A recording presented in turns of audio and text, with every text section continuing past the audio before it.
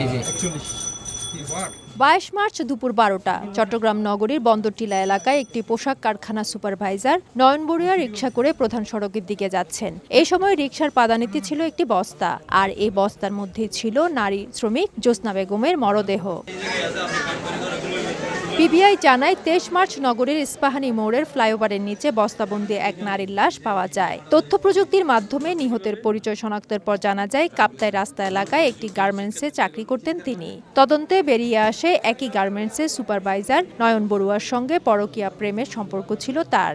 এমনকি স্বামী স্ত্রীর পরিচয়ে গেল ফেব্রুয়ারিতে ইপিজেড এলাকায় একটি বাসা ভাড়া নেন তারা। নানা ইস্যুতে প্রায় কথা কাটাকাটি হতো তাদের। জ্যোৎস্না বেগম নয়ন বড়ুয়াকে তাকে বিয়ে করার জন্য চাপ সৃষ্টি করে এবং এক পর্যায়ে সে নিজেকে ধর্মান্তরিত অথবা নয়ন বড়ুয়াকে ধর্মান্তর করার জন্য প্রস্তাব দেয়। এই বিষয় নিয়ে তাদের মধ্যে প্রায় ঝগড়াঝাটি লেগেই থাকতো।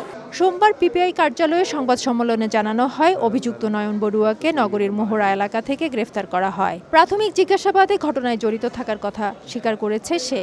ভিকটিম নয়ন বড়ুয়াকে তার স্বামী পরিচিতি কালাম মেনশনের যে এক কক্ষ বিশিষ্ট বাসাটি ভাড়া নেয়, এখন পর্যন্ত সে একাই করেছে বলে স্বীকার করেছে। নিহত জ্যোৎস্না বেগমের গ্রামের বাড়ি নোয়াখালী।